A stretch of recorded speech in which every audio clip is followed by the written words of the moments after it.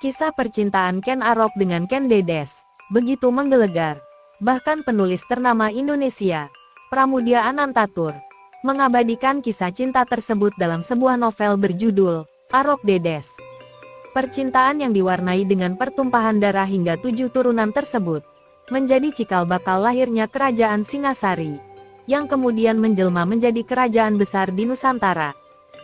Ken Arok harus menghabisi nyawa Tunggul Ametung untuk mendapatkan cinta Ken Dedes. Ken Arok jatuh cinta kepada Ken Dedes setelah tanpa sengaja melihat cahaya dari kemaluan Ken Dedes. Kala itu, Ken Dedes sudah menjadi istri Tunggul Ametung. Tunggul Ametung yang kala itu menjadi seorang Akuhutu Mapel di bawah kerajaan Kadiri, akhirnya tewas bersimbah darah oleh tikaman Ken Arok.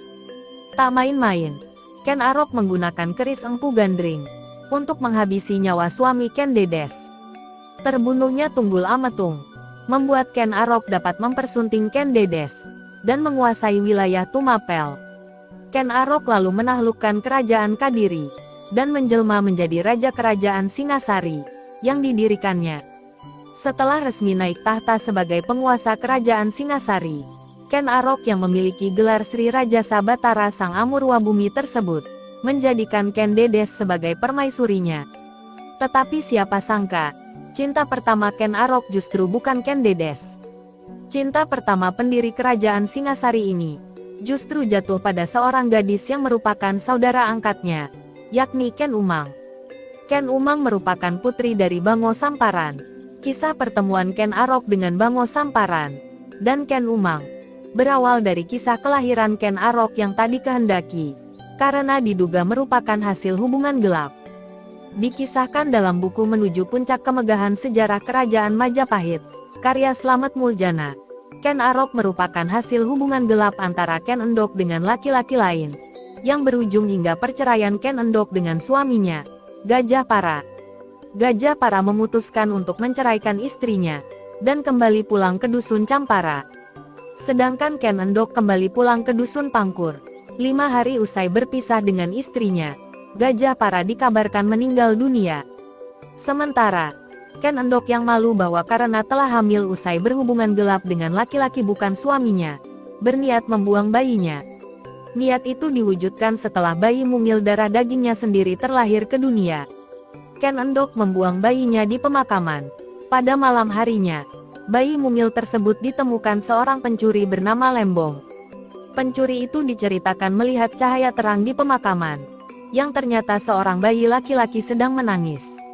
Lembong akhirnya tertarik memungut Ken Arok dan mengambilnya menjadi anak angkat. Setelah beberapa hari kemudian, seorang pembantu Lembong menyiarkan informasi bahwa sang majikan telah menemukan anak bayi yang diambil di kuburan. Dengan kondisi anak itu memancarkan sinar.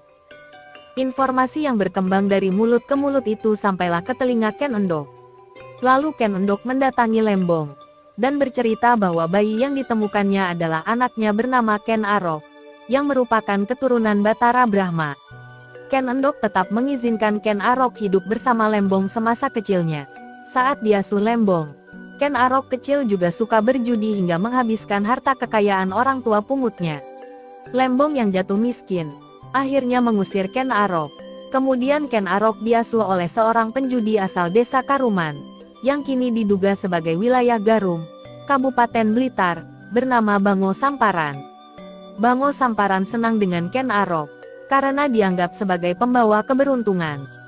Dalam perjalanannya, Ken Arok tidak betah diasuh oleh Genuk Buntu, istri tua Bango Samparan.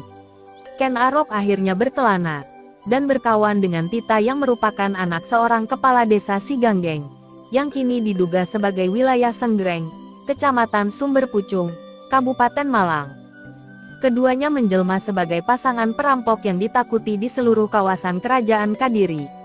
Perjalanan hidup Ken Arok yang disebut Ken Angrok dalam kitab Pararaton, akhirnya bertemu dengan seorang Brahmana dari India bernama Lohgawe. Brahmana tersebut datang ke Jawa untuk mencari titisan Wisnu. Dari ciri-ciri yang ditemukan, Lohgawe yakin kalau Ken Arok adalah orang yang dicarinya. Pertemuan dengan Lohgawe ini akhirnya merubah jalan hidup seorang Ken Arok. Setelah sekian lama terpisah, akhirnya Ken Arok dipertemukan kembali dengan Ken Umang. Pertemuan ini terjadi tanpa sengaja, di mana saat itu Ken Arok tengah bergerilya menumbangkan Tumapel, dan hal yang sama juga dilakukan Ken Umang.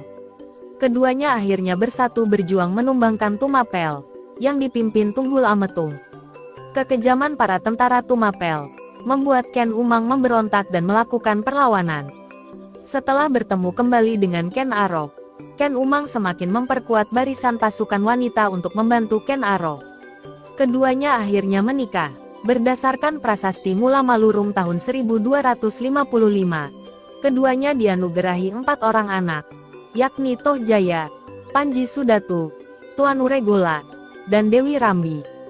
Dikisahkan pada buku hitam putih Ken Arok dari Kejayaan hingga Keruntuhan, karya Muhammad Syamsuddin, Ken Arok sering mengunjungi Ken Umang, tanpa sepengetahuan Ken Dedes. Ken Arok mengunjungi Ken Umang di salah satu candi bernama Telih. Candi tersebut berada di lereng Gunung Arjuna. Kini Candi Telih masuk dalam wilayah Dusun Sumbul, Desa Klampok, Kecamatan Singosari, Kabupaten Malang. Di Candi Telih yang memiliki ketinggian sekitar 2 meter dan lebar bangunan 2,5 meter inilah, Ken Arok dan Ken Umang sering bertemu untuk memadu kasih. Ken Arok melepas rindu dengan Ken Umang istri pertamanya. Di candi itu pula, Ken Arok melangsungkan percintaannya dengan Ken Umang. Saat pengukuhan Ken Arok menjadi penguasa Tumapel, guru Ken Arok, Loh Gawe menjawab protes rakyat Tumapel. Sebab selama ini rakyat Tumapel mengetahui perjuangan Ken Umang dalam melakukan perlawanan terhadap Akuhu Tumapel, Tunggul Ametung dan pasukannya. Alhasil Ken Umang turut dihadirkan di tengah-tengah acara pengukuhan Ken Arok sebagai penguasa Tumapel. Ken Arok mempunyai 2 permaisuri yakni Ken Dedes dan Ken Umang. Kendati demikian, pada akhirnya Ken Dedes yang menjadi permaisuri Ken Arok, sedangkan Ken Umang tetap menjadi selir dari Ken Arok. Kendati hanya menjadi selir, Ken Umang tetap mendapat tempat di istana Tumapel. Ken Umang ikhlas hanya menjadi selir dari Ken Arok, lantaran dia menyadari hanyalah seorang dari kasta Sudra, yang tentunya berbeda dengan Ken Dedes yang berasal dari kasta Brahmana. Demikian kisah Ken Umang, cinta pertama Ken Arok. Semoga bermanfaat untuk kita semua. Terima kasih.